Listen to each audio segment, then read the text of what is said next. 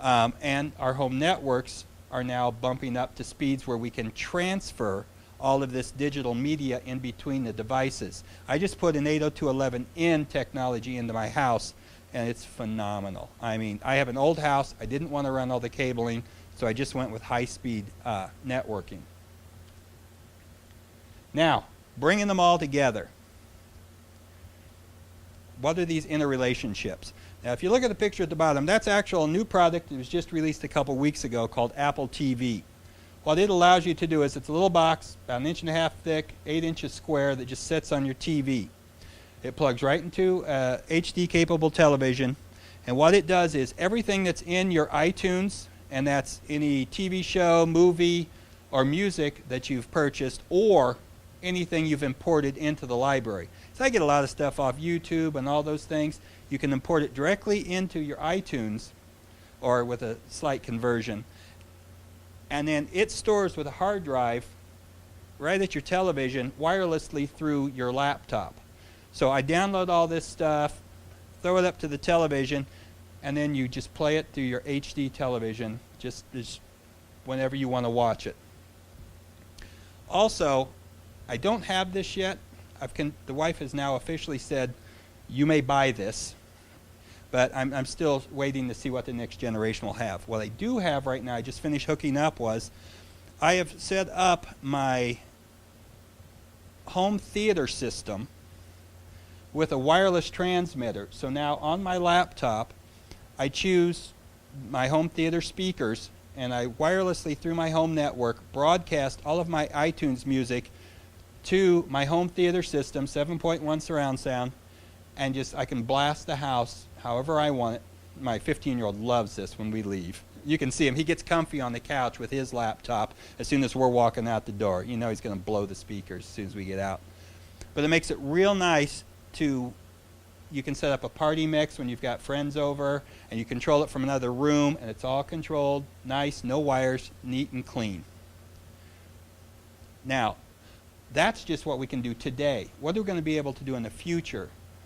3D technology without the goofy glasses is coming soon. There's just a lot we can do with technology in the home. It's becoming a wonderful place to immerse yourself in a little escape from reality or relaxation therapy, however you want to call it.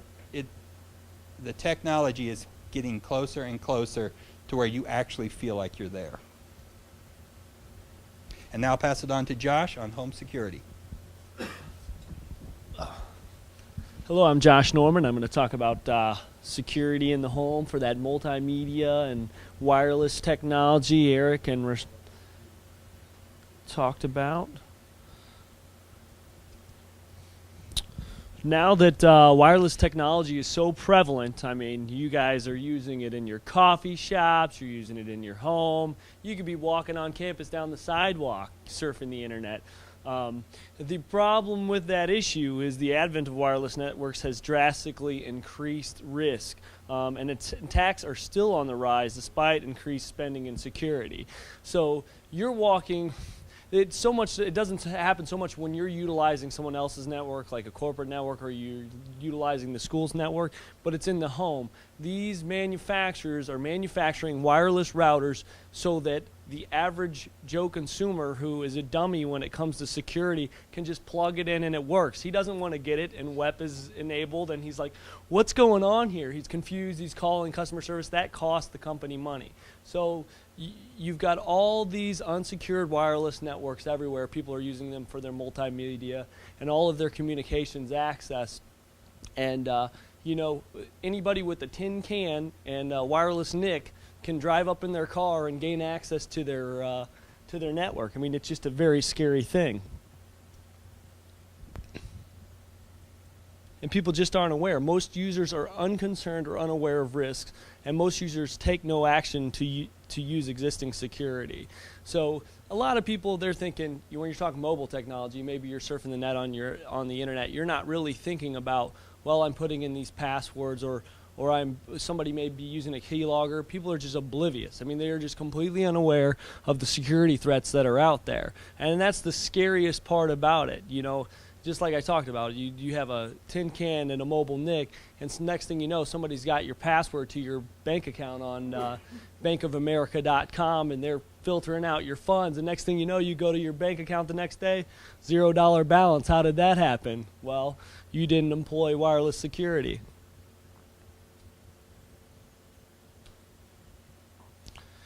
The biggest things we can do to be proactive against threats like war driving and other wireless attacks is user education. You know, people just need to be educated on what happens. I think the manufacturers need to be responsible and have a notice right on the front.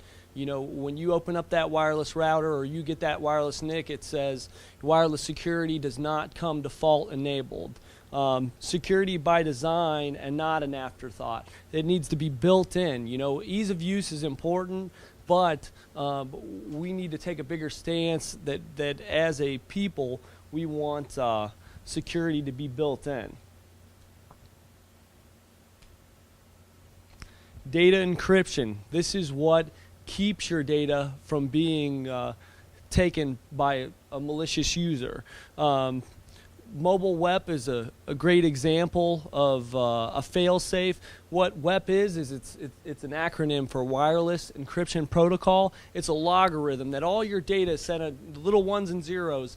They go through a logarithm and they're encrypted with 164-bit data. Basically, it's like taking your data and disguising it, and so that from one end to the other on that wireless link, it is completely disguised, so no one can tell what you're sending. You know, you may be sending "I love Jenny," but instead it reads "I love kitty cats that live in trash cans," right?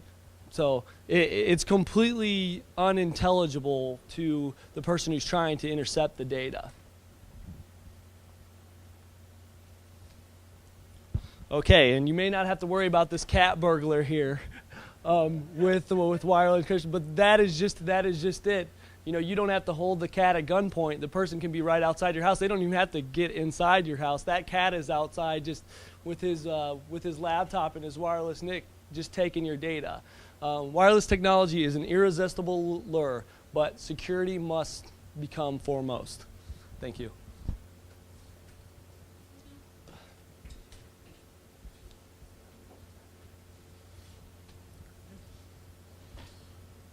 Hi, I'm Andy Hurt, and I would like to talk about personal smartphones. I have an example here. This is a Palm Trio 700.